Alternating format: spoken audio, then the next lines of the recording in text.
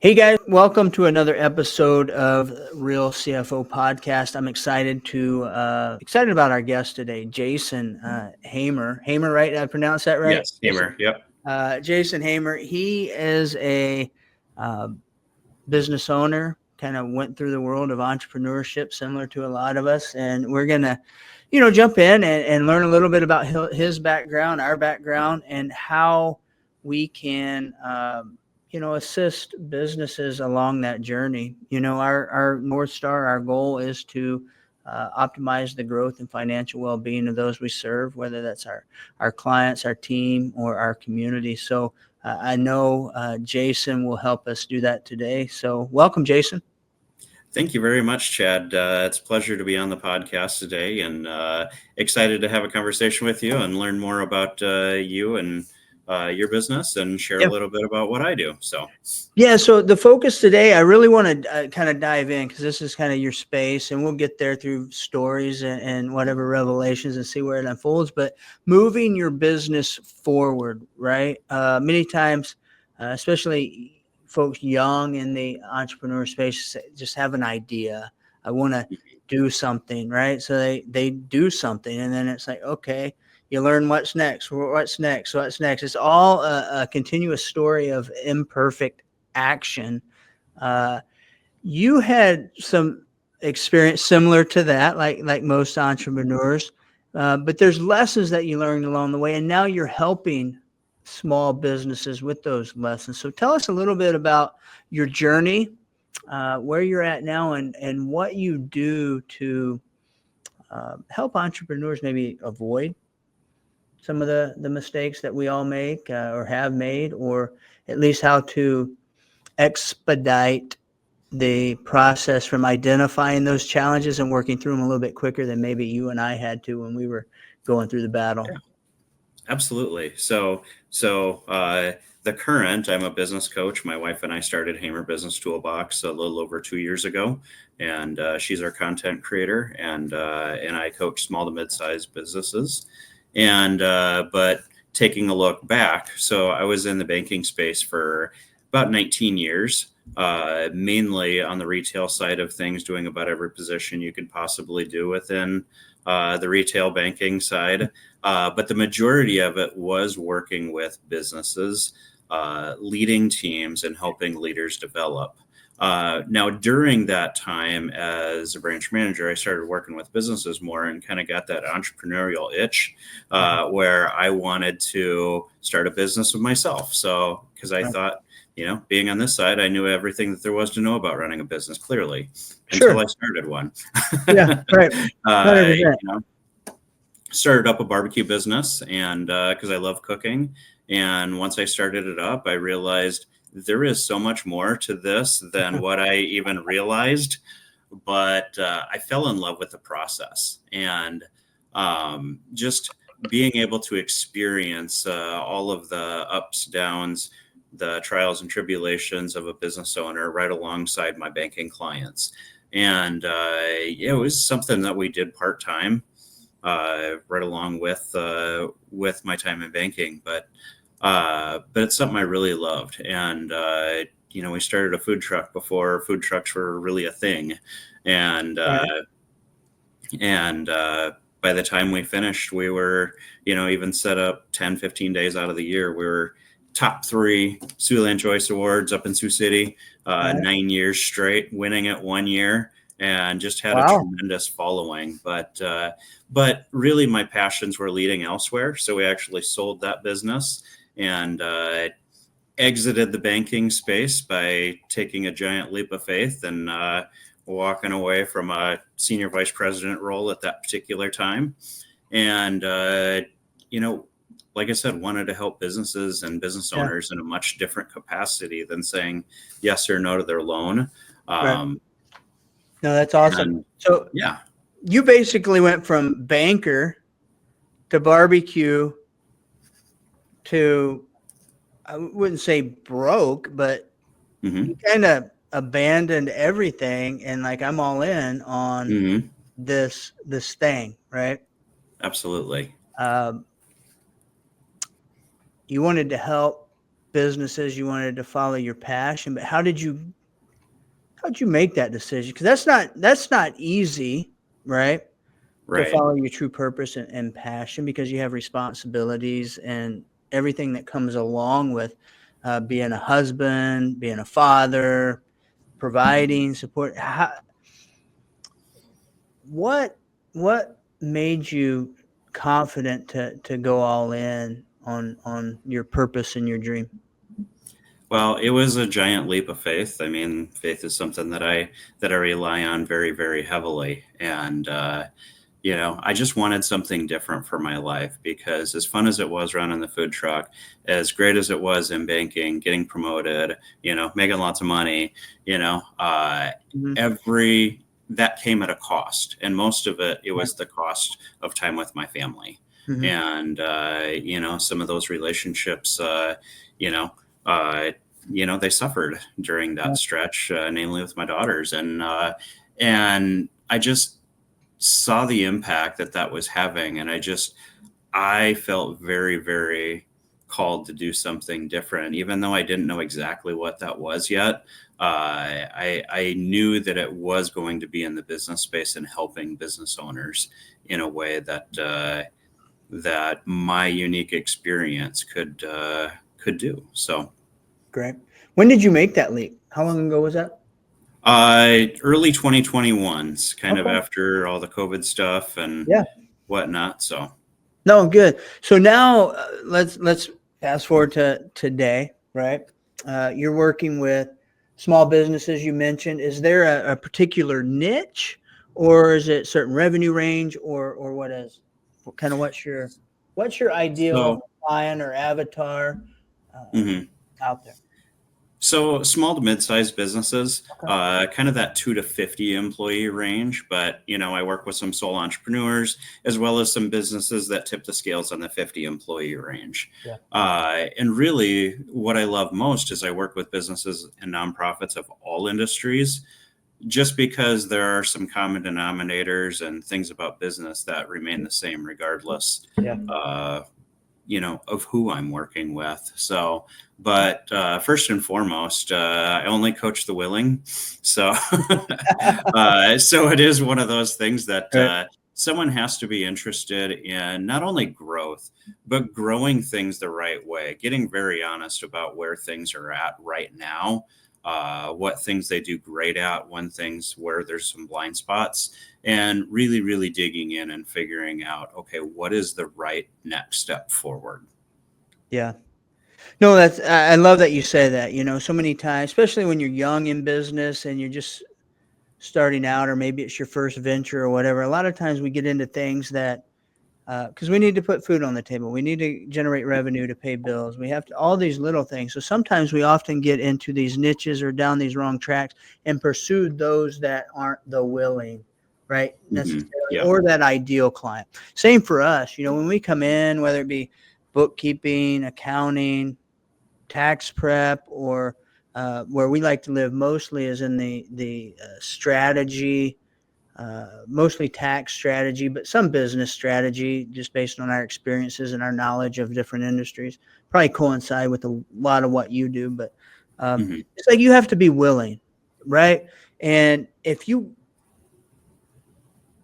really want value out of anything, whether it's business coaching or tax strategy, you have to buy in to that concept and be fully vulnerable and let ego aside.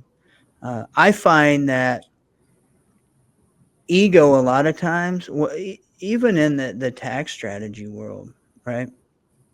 It prevents people from moving forward.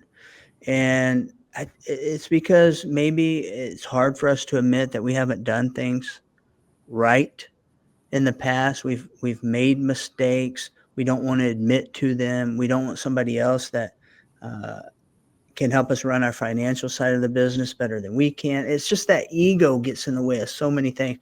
Is that something that when you say willing participants, I'm sure it's similar, but ego probably plays a role in your world as well, I'm sure, right? Absolutely, absolutely. Now, don't get me wrong. I mean, you need a certain level of confidence to Yeah. uh, start a business from nothing and go forward. But yeah, I mean, there is navigating some of the ego, some of the things that people aren't as good at. So there's a lot of vulnerability in Yeah. owning and running a business. Yeah. There's a lot of things that might you've done your best along the way, but sometimes there's some cracks in the foundation that the general public does not see. Yeah. But we've got to dig in and figure it out.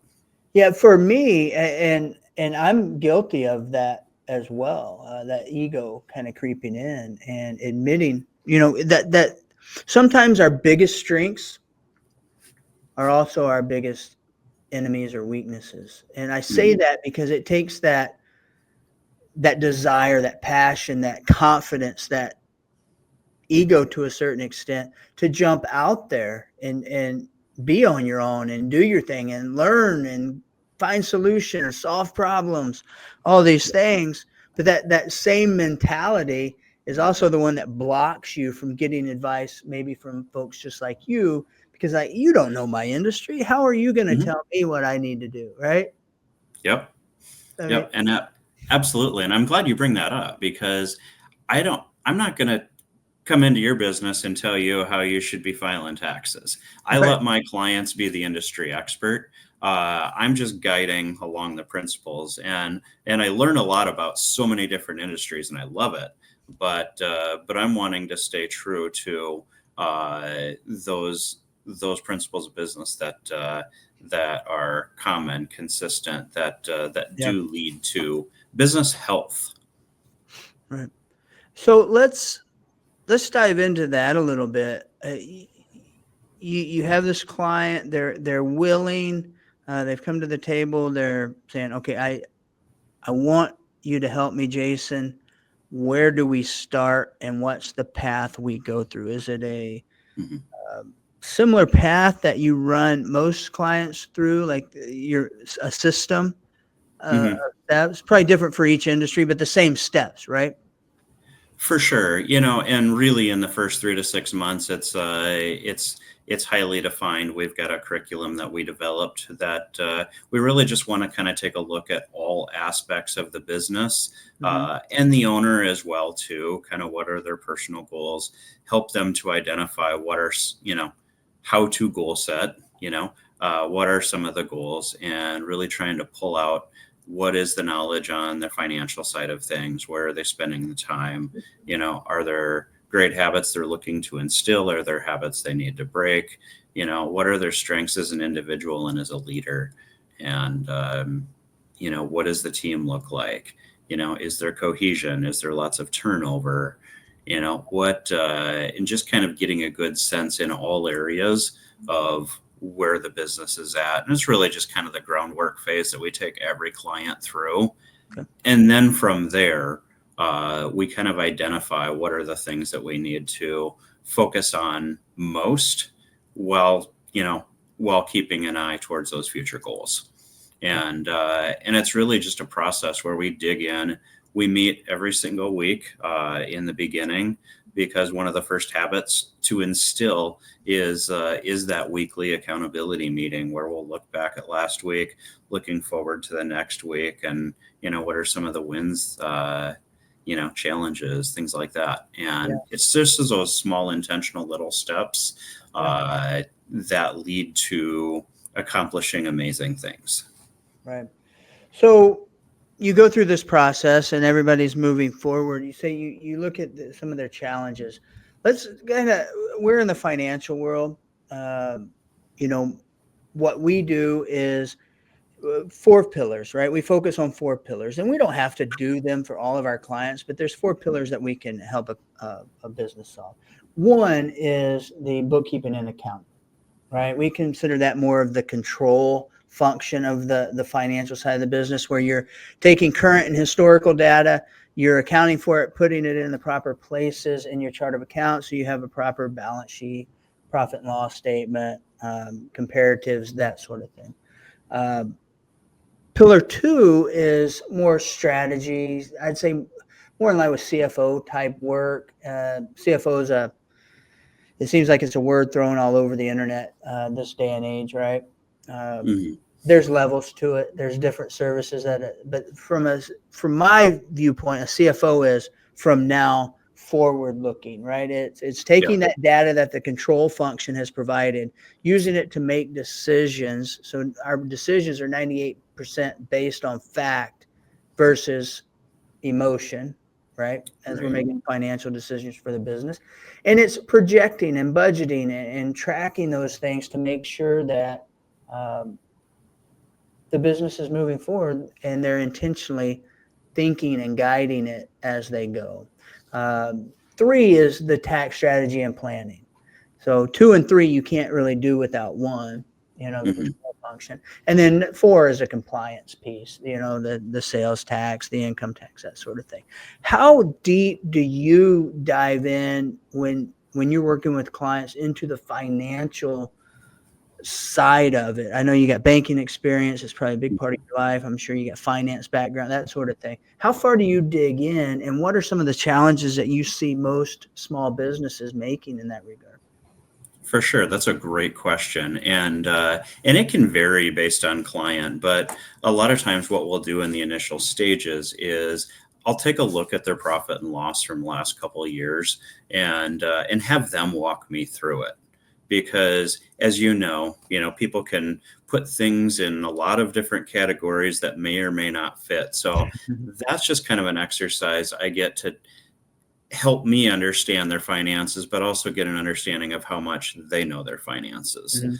and and then ultimately taking a deeper dive and are there non-performing expenses? Because what I see early on, within the first few years and sometimes beyond, is that okay, I need to go sign up for this thing and sign up for this thing, and all of a sudden we're spending $3,000 a month on softwares and programs where we're either not utilizing it at all, or we're utilizing it 10%, or we've got a bunch of duplicates. So really trying to figure out, okay, what do we actually need at this point? Mhm.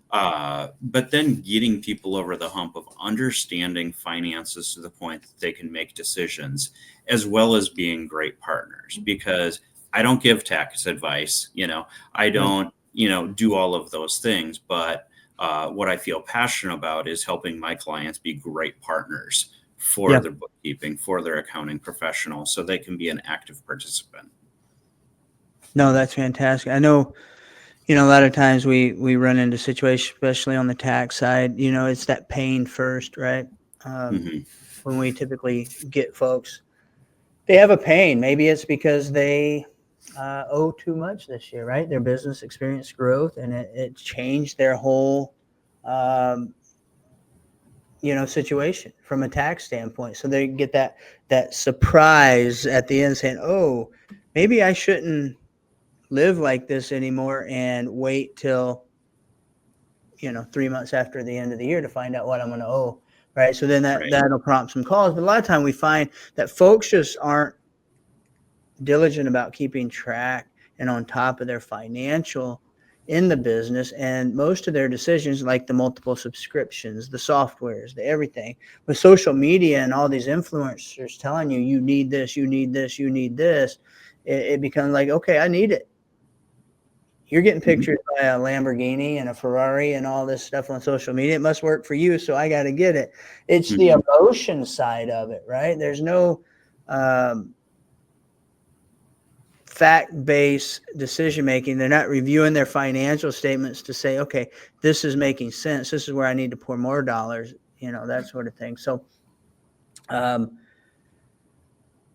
I'm glad that you guys dig in, because a lot of coaches don't look at the financial side of it. It's really a sales and marketing game. So that's an important piece. Right. And I'm like you. I mean, I'm not a coach, right? I can guide and try to teach people lessons, but I'm Mhm. not a business coach, so to speak. So Mhm. um, leaving that area, and actually some clients, they have multiple business coaches. Yep. I just went through a couple last week where their business coach had to meet with me and go through our proposal before we did work with them. right? So I mean that's Yep. a big deal. And I know business coaching is great, and I've got several clients that have significantly benefited from it, and I benefit from it personally. Mhm. You know, Awesome. well, so I mean, I use coaching, more individual coaching, and mastermind groups and things like that. Hmm. It's a big piece. What so in the world that we live in, the tax strategy and planning and finance, we're going to be running into a lot of people this year, Hmm. in Yep. the next 3 or 4 months, right? What is a sign that maybe myself or my team can look for and say, hey, you might need to speak with Jason or someone like him to, just be better overall from a business standpoint? Absolutely. Well, I think one of the things is as people are looking at their financial reports and their statement, they look at that profit and loss. It's like, congratulations, it shows you profited $100,000. Cool. Where is it? And just really being able to partner with them and help them and align our strategies together towards making sure we're moving in the right direction. The other thing too is business, you know, just got hard, over the past, you know, 5, 6, years. And what worked for many in the past, it just isn't working anymore. And people have kind of plateaued and they've had to kind of revisit some initial strategies. And I've really kind of helped a lot of clients through that process of getting back to the basics. So clients that have maybe plateaued or, or they're experiencing uh, substantial growth and they've just outgrown their current systems. Because a lot of business coaching is just navigating the complexities of growth. Yeah. you know, No, on that's thinking, yeah, good. yeah. It's like, and it's ever changing, right? And Mhm, businesses go through seasons, much like, for us, we've gone through seasons, and you have to adapt and change. So, and we feel ourselves moving forward and growing, but then we're constantly looking for those efficiencies of how to deliver better value more timely. And you say go back to basics. Uh, Most of the time, that's the answer, mhm, right? yep, I mean, that I've come across. And when I say basics, is in the accounting and CPA and tax world, you've got two things. Everybody and their brother is advertising on social media as a fractional CFO or a tax strategist. mhm, Now, some of them are. Some of them are just bookkeepers and they prepare tax returns. There's a right, difference. Uh, mhm, a lot of your traditional brick and mortar CPA firms, the CPA profession, the talent, the folks, the CPAs themselves are aging out. mhm, Nobody wants to be a CPA anymore. Systems can automatically record transactions. They can do a lot of things via technology to increase these efficiencies. Um, what I've found, and we can do those things. What I found that's missing link from all these competitors is communication, 100%. and how much communication is important to eliminating uncertainty. So Mhm, people are living in this world of uncertainty. They don't know what they owe for taxes. They're not getting any calls from their CPA. They're just wait to the last minute, give them the stuff, get it done. There's no communication, and there's this uncertainty that adds this level of anxiety and fear, and all this stuff within us. And I found that if we communicate with our clients, so we've spent a lot of time and effort in enhancing our systems and processes that provide an avenue for constant communication or prompt communication. Our clients now text us into a mhm, CRM that multiple people see. That one move has solidified relationships, increased referrals, and made our job easier because we're not chasing down emails and calls and all this, and communicating with clients. So little things, the basics, communication. Yes. How do we do it better? How do we eliminate that uncertainty? Communicate. Yep. And communication shows up so often with clients when I'm working with them. It's just, whether it's the one-on-ones with their team, with people on their team, whether it's a group of business owners, whether it's with their clients, and it's not just you say something once or send out one email and everybody's expected to get it. Yeah. Because I heard this somewhere and I can't remember exactly where, but communication isn't what is said, it's what's heard and felt and understood from the other party. And it really helped me look at communication a little bit differently.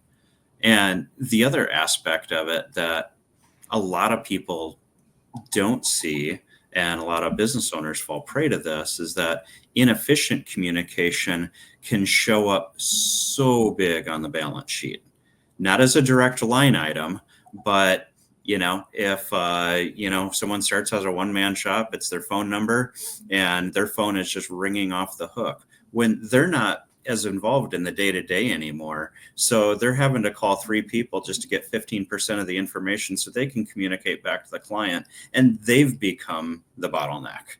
And it's just there are so many aspects that effective communication can solve.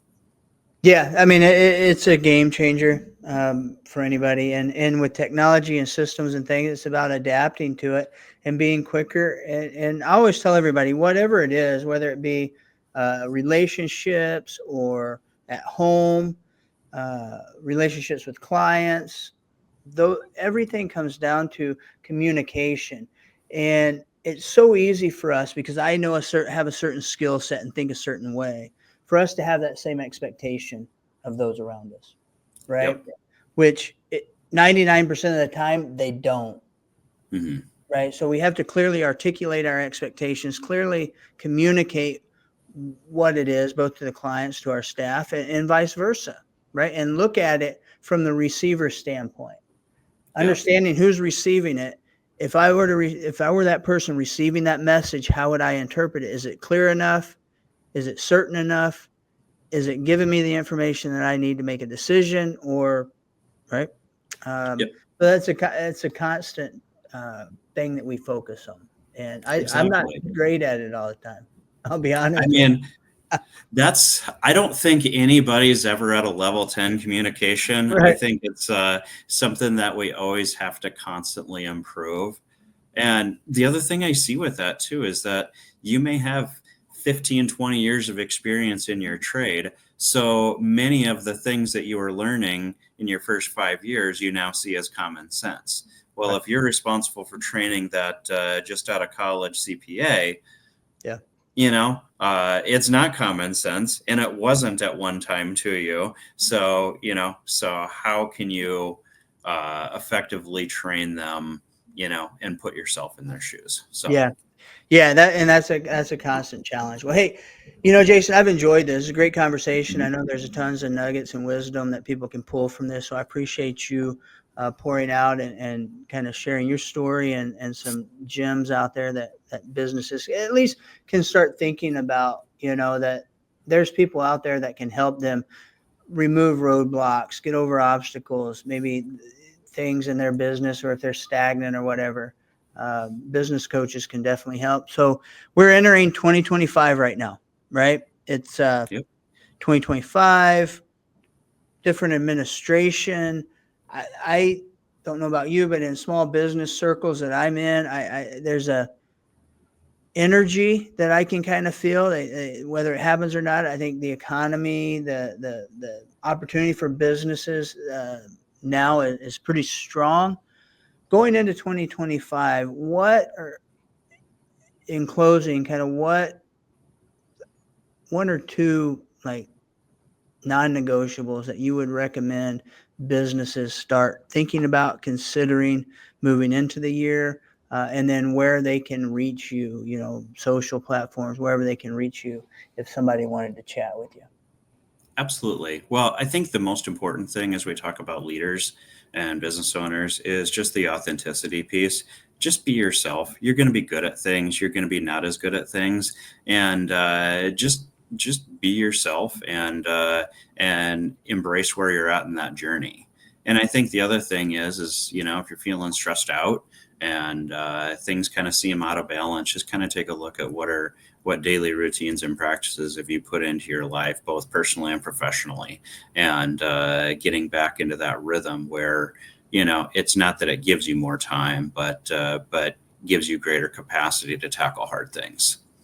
No, And for people getting a hold of us, our website, hamerbusinesstoolbox.com. Hamer with 1 M. We've got Facebook page. We've got a LinkedIn page as well too. So find us there. Reach out on email. If you'd love to schedule a free consultation, I always love hearing business owner stories and seeing if there's a way to that we can partner together. And even if not, get to know each other. And I try to leave people better than I found them. So. No, I love it. I love it. Jason, we appreciate you being on. Everybody, seriously, business coaching, there's tremendous value. Take it from somebody that for years thought they had all the answers and knew everything, but fell short in many regards, both personally, professionally, and everything. It kind of compounds on one another. So if you feel stuck, looking for some direction, some guidance, whatever, reach out to Jason. Have a conversation. He's not going to charge you for a couple minutes of conversation or whatever. And maybe you find that, partnering up with him is the right move for you to kind of enhance your business. But more importantly than that, and he hit on it at the end, is your routine. What are you doing each and every day to make yourself better? And in turn, your business becomes better because you're a better person. So I love that stuff. If you ever need any help with the financial side of things, tax strategy, financial strategy, simple bookkeeping, everything, reach out to us. We're more than happy to help. And if it's not something that we can do, we do have a database of people that can. So again, appreciate you guys listening. I know you took some nuggets from this, implement them, and execute. We'll see you next time. Bye, everybody. Thanks, Chad.